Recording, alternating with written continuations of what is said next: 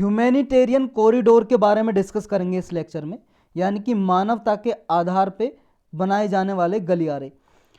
हिंदी में कुछ और भी बोल सकते हैं, इसको नाम होगा कुछ, सर्च कर लेना आप।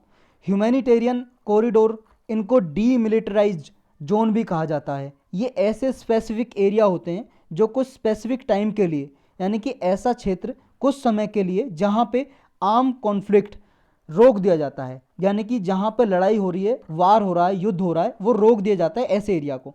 ये कुछ लोग अलाउ किए जाते हैं फिर वहाँ पे, ताकि अपना कुछ सामान खरीद सकें। यूनाइटेड नेशन कंसीडर करता है ह्यूमैनिटेरियन कॉरिडोर को कि ये टेम्परेरी पॉज के लिए, किसकी पॉज के लिए, जो आर्म्ड कॉन्फ्लिक्ट हो रहा है, जैसे मान लो यूक्रेन और रसिया का वार हो रहा है और वहाँ पे अभी ये ह्यूमैनिटेरियन कॉरिडोर बनाए गए। ये कुछ समय के लिए युद्ध को रोकने के लिए बहुत अच्छे होते हैं ह्यूमैनिटेरियन कॉरिडोर, यूनाइटेड नेशन बोलता है। किस लिए यूज किए जाते हैं ये कॉरिडोर? कॉरिडोर मतलब कोई एरिया है, वहाँ पे देखो या तो फूड या मेडिकल एड देने के लिए। मान लो बहुत समय से लोग वहाँ पे फंसे हुए हैं और वहाँ पे युद्ध चल रहा है, लोगों का खाना ख़त्म हो गया, रॉ मटेरियल ख़त्म हो गया, मेडिसिन ख़त्म हो गई किसी की, मान लो कोई बीमार था, या पानी ख़त्म हो गया। ये सब काम करने के लिए, जहाँ पे कॉन्फ्लिक्ट, विवाद हो रहा है, वार हो रहा है, ये सब फैसिलिटी प्रोवाइड करने के लिए ये कॉरिडोर यूज किए जाते हैं। और सिविलियन को भी इवैक्यूएटेड करने के लिए, मान लो यहाँ पे मिलिट्री लड़ रही है यूक्रेन और रसिया में, रसिया और यूक्रेन में। देखो जब भी कभी युद्ध होता है तो मिलिट्री के बीच में होता है, आम लोगों के बीच में नहीं। मिलिट्री जो यूक्रेन की है रसिया की मिलिट्री से लड़ेगी, और रसिया की मिलिट्री सिर्फ यूक्रेन की मिलिट्री पे ही वार करेगी, युद्ध करेगी, वहीं पे अटैक करेगी, सिविलियन पे नहीं। सिविलियन का मतलब, और मिलिट्री के अलावा जो आम लोग हैं उन पे अटैक नहीं करेगी, साधारण आदमी पे। ये वार के रूल होते हैं, इंटरनेशनल वार के रूल हैं ये भाई साहब। तो इस केस में जब ह्यूमैनिटेरियन कॉरिडोर बनाए जाते हैं तो सिविलियन पॉपुलेशन को भी वहां से निकाला जा सकता है जो फंसे हुए हैं। नीड क्या होती है इनकी और सिग्निफिकेंस क्या है इन कॉरिडोर का, क्या ज़रूरत है इनकी? पहली बात तो ज़रूरत इसलिए क्योंकि जो लोग फंस गए हैं भाई साहब, उनको फूड सप्लाई देने के लिए इलेक्ट्रिसिटी या वाटर ख़त्म हो गया ऐसी पॉपुलेशन को, जो सिटी सीज कर दी गई हैं, जब्त कर दी गई हैं, तो उनके लिए कॉरिडोर बनाने ज़रूरी होते हैं। अगर कहीं पे इंटरनेशनल वार का उल्लंघन हो रहा है तो ह्यूमैनिटेरियन कॉरिडोर बहुत ही अच्छे माने जाते हैं वहाँ पे, मानवता के बेस पे लोगों की सहायता करने के लिए। कौन बना सकता है इनको, कौन सेटअप कर सकता है? देखो यूनाइटेड नेशन सेटअप कर सकता है, जिनका युद्ध चल रहा है, जैसे यूके और यूनाइट मतलब यूक्रेन, यूके मतलब यूक्रेन है, यहाँ पे पूरा लिख देता हूँ, यूक्रेन और रसिया, दोनों के बीच में युद्ध चल रहा है, यूक्रेन और रसिया।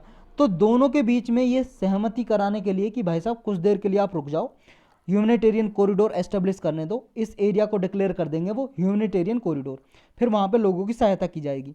या फिर कुछ समय पे ऐसा होता है, मान लो यूनाइटेड नेशन ने सेटअप नहीं किया, नेगोशिएशन नहीं कराया, नेगोशिएशन मतलब समझौता नहीं कराया, तो उस केस में क्या होता है, लोकल जो ग्रुप होते हैं वो सेटअप कर लेते हैं, या फिर दोनों देश आपस में सहमति जताएंगे कि कुछ देर के लिए युद्ध रोकते हैं, और यहाँ पे जो आम लोग हैं जिनका फूड सप्लाई वगैरह रुक गया है, उनको फूड और सहायता चाहिए, मेडिसिन वगैरह, वाटर वगैरह, तो ये उनको प्रोवाइड करते हैं। समझ रहे हो? कंसर्न क्या है इनके, यूज को, मिसयूज को लेके परेशानी क्या है? देखो जब ह्यूमैनिटेरियन कॉरिडोर सेटअप किए जाते हैं तो ये यूएन ऑब्जर्वर, एनजीओ या जर्नलिस्ट, यूनाइटेड नेशन कुछ ऑफिसर भेजता है ह्यूमैनिटेरियन कॉरिडोर में ऑब्जर्व करने के लिए, तो उनके द्वारा यूज किए जा सकते हैं corridor. NGO, non governmental organization, गैर सरकारी संस्था या कोई जर्नलिस्ट है, उनके द्वारा यूज किए जा सकते हैं। किस लिए? ताकि वो कंटेस्टेड एरिया को एक्सेस कर सकें, वार क्राइम के बारे में वो जानकारी जुटा सकें कि यहाँ पे कहीं युद्ध अपराध तो हो नहीं रहा है, कि यहाँ पे लोगों के ह्यूमन राइट का वायोलेशन तो नहीं किया जा रहा है इन दोनों के युद्ध के बीच में। ये सब कुछ भी ऑब्जर्व किया जा सकता है यूएन ऑब्जर्वर, एनजीओ या जर्नलिस्ट के द्वारा। या फिर देखो ये यूज किए जा सकते हैं, मिस यूज किया जा सकता है इन कॉरिडोर का। कैसे? कोई दूसरा अपने, जैसे मान लो यूक्रेन और रसिया का युद्ध चल रहा है, यूक्रेन की सहायता करने के लिए western nation, western countries corridor setup किए, उन कॉरिडोर के जरिए उन्हें वीपन सप्लाई कर सकते हैं, हथियार सप्लाई कर सकते हैं, या फ्यूल सप्लाई कर सकते हैं किसी सिटी में जो बिसीज्ड सिटी है। बिसीज्ड का मतलब जिस सिटी को घेर रखा है, घेराबंदी कर रखी है, और अगर मान लो उस सिटी में ह्यूमैनिटेरियन कॉरिडोर सेटअप कर दिया तो वहाँ पे हथियार, फ्यूल वगैरह भेजा जा सकता है और उन्हें सपोर्ट किया जा सकता है एक कंट्री को। इस तरह से मिसयूज किया जा सकता है ह्यूमैनिटेरियन कॉरिडोर का। किस किस को एक्सेस होती है? मतलब कौन कौन जा सकता है इसमें ह्यूमैनिटेरियन कॉरिडोर में। देखो ये डिफाइन किया जाता है जो भी पार्टी कॉन्फ्लिक्ट में इन्वॉल्व है कि कौन कौन जा सकता है।